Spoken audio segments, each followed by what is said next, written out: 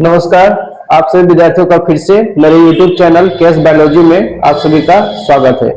और आज क्लास 10 का जो ये बायोलॉजी का सीरीज चल रहा है, आज इसमें हम लोग श्वसन के बारे में बात करेंगे। तो आइए वीडियो को स्टार्ट करते हैं। तो जो श्वसन है, रिस्पायरेशन है, रिस्पायरेशन के बारे में बात करें तो यह एक ऑक्सीडेटिव, कैटाबोलिक और एंडोथर्मिक प्रोसेस होता है। और इस रिस्पायरेशन के प्रक्रिया में हो क्या रहा है कि जो भी हमारी कोशिका है, कोशिका में जो ऑर्गेनिक कंपाउंड्स हैं, जो भी ऑर्गेनिक कंपाउंड्स हैं, इन ऑर्गेनिक कंपाउंड्स का ऑक्सीडेशन हो रहा है और उस ऑक्सीडेशन के परिणाम स्वरूप जो कार्बन डाइऑक्साइड है और जो एनर्जी है, ऊर्जा है, वह रिलीज हो रही है।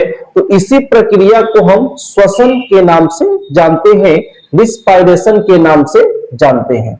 अब इसको अगर हम एक इक्वेशन के माध्यम से समझें तो हम ये कह सकते हैं कि जो ये हमारे फूड मैटेरियल्स है, भोज्य पदार्थ है, ये भोज्य पदार्थ प्लस ऑक्सीजन के उपस्थिति में जो एंजाइम्स वगैरह होते हैं उनके प्रेजेंस में, और लगभग 25 से लेके 45 डिग्री सेल्सियस तापमान पे जो ये फूड मटेरियल्स है, इस फूड मटेरियल्स का कार्बन डाइऑक्साइड प्लस जो वाटर है प्लस जो एनर्जी है, इसका निर्माण होना, इसी प्रक्रिया को हम लोग श्वसन के नाम से जान रहे हैं।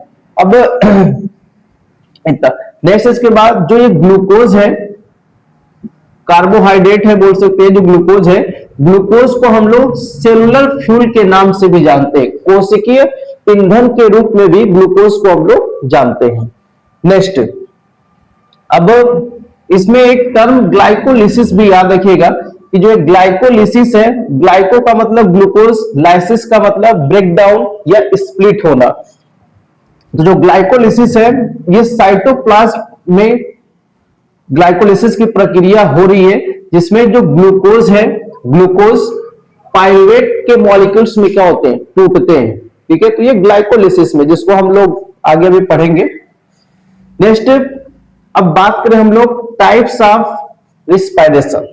जो ये श्वसन की प्रक्रिया है, श्वसन की प्रक्रिया जो है ये कितने प्रकार की होती है, तो ऑक्सीजन की उपस्थिति और अनुपस्थिति के आधार पे, जो ऑक्सीजन गैस है उसके प्रेजेंस और अब्सेंस के आधार पे अगर हम बात करें कि जो ये श्वसन की प्रक्रिया है यह कितने प्रकार की है, तो ये दो प्रकार की हो जाएगी।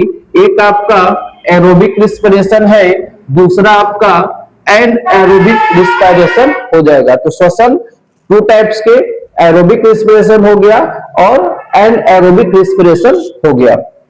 नेक्स्ट, अब एरोबिक रिस्पिरेशन क्या होता है, इसको हम लोग समझते हैं।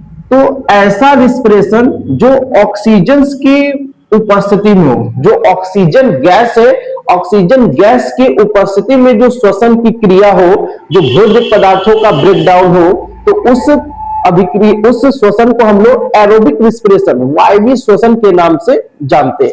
जिसमें जो हमारा एरोबिक रिस्पिरेशन है ऑक्सीजन की उपस्थिति में हो रहा है, और ये इसमें हो क्या रहा है, तो जो भी हमारा C6H12O6 मींस जो हमारा ग्लूकोज है, ग्लूकोज के साथ जो ऑक्सीजन है, ऑक्सीजन के अलावा जो हमारा एंजाइम्स वगैरह है, ये इनके प्रेजेंस में जो ये ग्लूकोज है, यह कार्बन डाइऑक्साइड प्लस जो वाटर है, और उसके अलावा जो 38 एटीपी के जो मॉलिक्यूल्स है उसमें ये ब्रेक डाउन हो रहा है। या ये बोल सकते हैं कि लगभग 673 किलो कैलोरी ऊर्जा क्या हो रही है, रिलीज हो रही है एरोबिक रिस्पिरेशन, वायवीय श्वसन के दौरान। वायवीय श्वसन क्या है, तो जो ऑक्सीजन की उपस्थिति में हो रहा है, जिसमें जो भोज्य पदार्थ है, ग्लूकोज है, ये ऑक्सीजन की उपस्थिति में कार्बन डाइऑक्साइड और जो वाटर है, उसके अलावा जो 38 एटीपी एडिनो ट्राइफॉस्फेट का जो मॉलिक्यूल्स है उसमें ये टूट रहा है। या ये बोल सकते हैं कि 673 किलो कैलोरी जो ऊर्जा है वो रिलीज हो रही है। अब जो ये एरोबिक रिस्पिरेशन की प्रक्रिया है ये कहां होती है। तो अगर हम लोग बात करें कि स्टार्टिंग में जो प्रारंभिक एरोबिक रिस्पिरेशन की प्रक्रिया है यह आपके साइटोप्लाज्म कोशिका द्रव्य में हो रहा है, और जो ये प्रक्रिया ये कंप्लीट कहां पे हो रहा है, तो जो माइटोकांड्रिया है, माइटोकांड्रिया में जो एरोबिक रिस्पिरेशन हो रहा है वो कंप्लीट हो रहा है। ठीक है, तो इतना ये आपका एरोबिक रिस्पिरेशन के बारे में। दूसरा अगर हम लोग बात करें कि एनएरोबिक रिस्पिरेशन, एनएरोबिक रिस्पिरेशन का मतलब क्या कि ऐसा रिस्पिरेशन श्वसन जो ऑक्सीजन के एब्सेंट में हो, जो ऑक्सीजन गैस है उसके एब्सेंट में जो श्वसन की प्रक्रिया हो रही है उसे हम लोग अवायवीय श्वसन या एनएरोबिक रिस्पिरेशन के नाम से जानते हैं। जिसमें और इस प्रक्रिया को हम लोग, है ना, इस प्रक्रिया को हम लोग फर्मेंटेशन भी बोल सकते हैं, है ना, किण्वन भी बोल सकते हैं। जिसमें कि जो भी हमारे भोज्य पदार्थ हैं उन भोज्य पदार्थों का जो ब्रेक डाउन होता है वह इनकम्प्लीट होता है। जो भी हमारे फूड मटेरियल्स है उनका एनएरोबिक रिस्पिरेशन में जो ब्रेक डाउन होगा वो क्या होगा, इनकम्प्लीट होगा, मतलब आधा अधूरा उनका ब्रेक डाउन होता है। ठीक है, तो इतना। बाकी इसमें अगर हम लोग बात करें जैसे जो ग्लूकोज है ये एनएरोबिक रिस्पिरेशन में होगा क्या कि जैसे ग्लूकोज है ये एथिल एल्कोहल में क्या हो रहे हैं, टूट रहे हैं, और एथिल एल्कोहल के अलावा जो इसमें कार्बन डाइऑक्साइड है प्लस 27 किलो कैलोरी जो एनर्जी है वो क्या हो रही है, रिलीज हो रही है। मीन्स हम लोग कह सकते हैं कि ओनली जो 2 एटीपी के मॉलिक्यूल्स है वो एनएरोबिक रिस्पिरेशन की प्रोसेस में रिलीज हो रहे हैं। ठीक है, इतना ये याद रखिएगा। बाकी एग्जांपल्स की बात करें कि कौन कौन से ऐसे लिविंग्स हैं जिसमें एनएरोबिक रिस्पिरेशन की प्रोसेस हो रही है, तो याद रखिएगा जैसे फंजाई हो गया, बैक्टीरिया हो गया, तो इसमें एनएरोबिक रिस्पिरेशन देखने को मिलता है।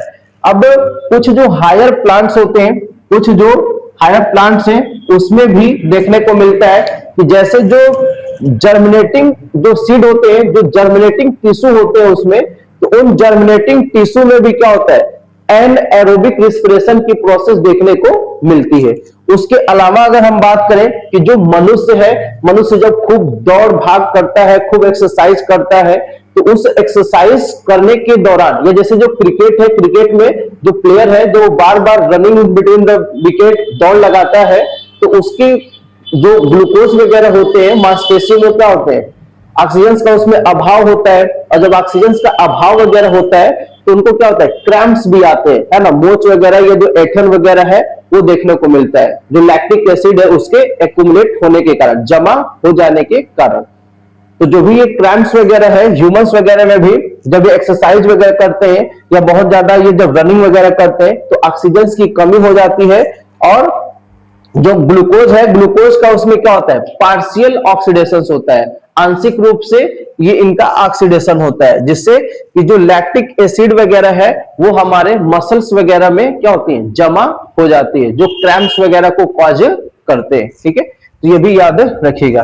नेक्स्ट हम लोग अगर देखें कि अब जो अलग अलग सजीव है ना, जो अलग अलग जो सजीव है उसमें जो ग्लूकोज का जो ये ब्रेक डाउन हो रहा है, विखंडन हो रहा है, तो जो एनसीईआरटी में दिया हुआ डायग्राम है, तो जैसे जो ग्लूकोज है साइटोप्लाज्म में इसका क्या हुआ, ब्रेक डाउन हो रहा है, तो इससे पायरुवेट प्लस एनर्जी क्या हो रही है, रिलीज हो रही है।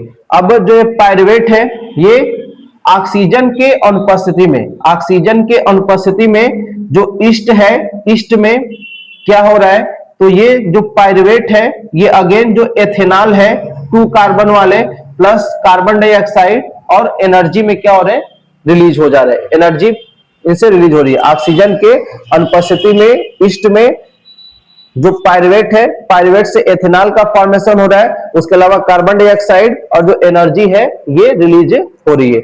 नेक्स्ट जो ऑक्सीजन है उसके एब्सेंट में जो हमारे मसल्स है, मसल्स में भी क्या हो रहा है कि जो पायरुवेट है, पायरुवेट हमारे मसल्स में ऑक्सीजन की अनुपस्थिति में लैक्टिक एसिड 3 कार्बन वाले कंपाउंड्स में और उसके अलावा एनर्जी उसमें क्या हो रहे हैं, ब्रेक डाउन हो जा रहे हैं। नेक्स्ट ऑक्सीजन के उपस्थिति में अगर हम लोग देखें तो जो माइटोकांड्रिया है, माइटोकांड्रिया में जो पायरुवेट है ऑक्सीजन की उपस्थिति में ये CO2 प्लस वाटर और उसके अलावा जो एनर्जी है उसमें क्या होते हैं, ब्रेक डाउन होते हैं। तो इसको इतना आप याद रखेंगे। नेक्स्ट इसके बाद इसमें अगर हम लोग बात करें कि जो एरोबिक रिस्पिरेशन है और जो एनएरोबिक रिस्पिरेशन है, मतलब जो वायवीय श्वसन है और जो अवायवीय श्वसन है, उसमें क्या क्या डिफरेंसेस होते हैं, क्या क्या बेसिक डिफरेंसेस होते हैं, ये आपके एग्जाम में क्वेश्चन पुटअप हो सकता है। तो जो एरोबिक रिस्पिरेशन है इसमें ऑक्सीजन प्रेजेंट होता है, ऑक्सीजन की उपस्थिति में होता है, और जो ये एनएरोबिक रिस्पिरेशन है इसमें ऑक्सीजन एब्सेंट होता है, ठीक है, नहीं पाया जाता है। नेक्स्ट एरोबिक रिस्पिरेशन में जो इंड प्रोडक्ट होता है, जो अंतिम उत्पाद होता है, वो आपका कार्बन डाइऑक्साइड हो गया और H2O हो गया, उसके अलावा जो एनर्जी है, ऊर्जा है, वो हो गया। लेकिन जो एनएरोबिक है इसमें जो फाइनल प्रोडक्ट होगा, अंतिम उत्पाद है, ये क्या होगा, एथिल एल्कोहल होगा, कार्बन डाइऑक्साइड होगा, और उसके अलावा या बोल सकते हैं हम लोग लैक्टिक एसिड, ये आपके इंड प्रोडक्ट हो सकते हैं अवायवीय श्वसन में। नेक्स्ट जो एरोबिक रिस्पिरेशन है इसमें ग्लूकोज का कंप्लीट ऑक्सीडेशन होता है, मतलब पूरा एकदम टूट जाता है। लेकिन जो एनएरोबिक है इसमें क्या होता है, पार्शियल रूप से, आंशिक रूप से ग्लूकोज का ब्रेक डाउन हो रहा है।